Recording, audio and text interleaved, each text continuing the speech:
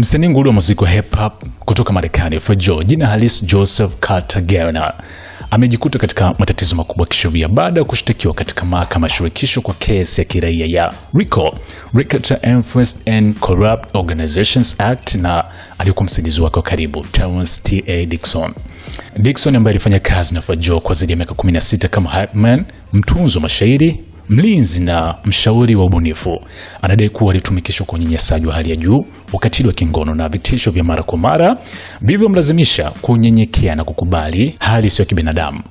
Kesi hiyo ina maelezo kurasa 157 ikiwa imeambatana na trigger warning ya maandishi mekundu juu kabisa nyaraka. Kutokana na maelezo ya wazi unyanyasaji wa kingono, biashara haramu ya ngono na vitisho.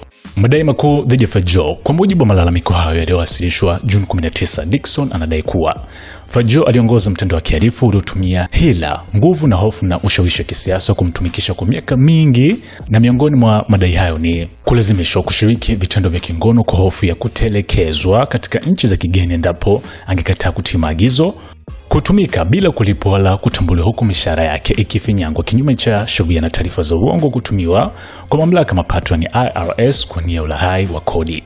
Mashambulizi ya kiakili na udhalilishaji wa kingono, ambapo Dixon anadai kulazimishwa kushiriki katika zaidi ya mara 4,000 za vitendo vya kingono pasipo ridhaa.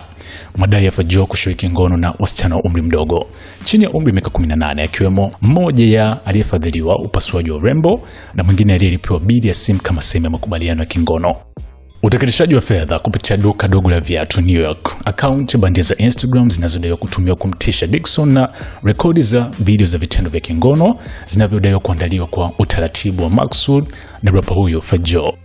Katika hati ya madai hiyo, Dixon anasema Fat-Joe aliwahi kumwagiza akiwa pamoja na mshiriki wake amkabi na kumshambulia rapa marehemu kwa sasa DMX wakati walipokuwa mjini Miami huko Florida, na anadai kuwa agizo hilo lilitolewa kufuatia mzozo wa maneno kati ya DMX na mtu kutoka kwenye timu ya karibu ya Fat-Joe.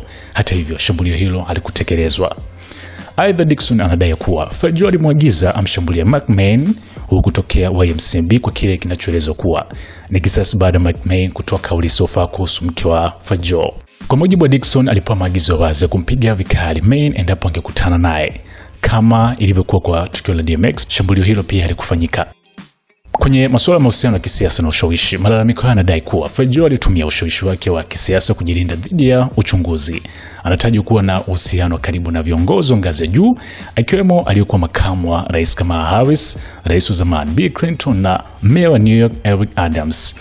Moja picha zilizowasilishwa kama ushahidi zinaonyesha Eric Adams akimkabidhi rapper Fat-Joe funguo ya jiji, huku nyingine ikimuonesha rais Clinton akiwa amevaa viatu vilivyopewa jina la mtandao huo wa kihalifu, jambo linalodaiwa kuwa lilifanyika bila Clinton kufahamu undani wake. Wakili wa Fat-Joe, Taco Pina, alitoa taarifa kwa vyombo vya habari ya kiraani vikali kesi hiyo na kutaja kuwa hili ni jaribio la kisasi la wazi likilenga kuharibu jina la mteja wake na kumlazimisha kutoa fidia kwa kutumia shinikizo la umma. Hii si kesi ya kweli, ni kampeni ya uongo na vitisho kutoka kwa wakili Trayvon Blackburn, ambaye ana historia ya kutumia mahakama kama jukwaa la kushambulia watu maarufu kwa lengo la kujipatia maarufu wa kisiasa na mitandao, alisema Taco Pina. Aidha, alisisitiza kuwa vyombo vya usalama tayari vina taarifa kuhusu njama madai kutaka kumtapeli Fat-Joe. Bwana Fat-Joe atatishwa. Tumechukua hatua za kisheria kudhihirisha uongo huu na kuwawajibisha wote waliohusika, aliongeza. Katika kesi iliyofunguliwa kumhusu rapa Fat-Joe, mshtaka amedai fidia kiasi cha fedha dola milioni 20 ambazo kwa pesa za Kitanzania ni bilioni 53.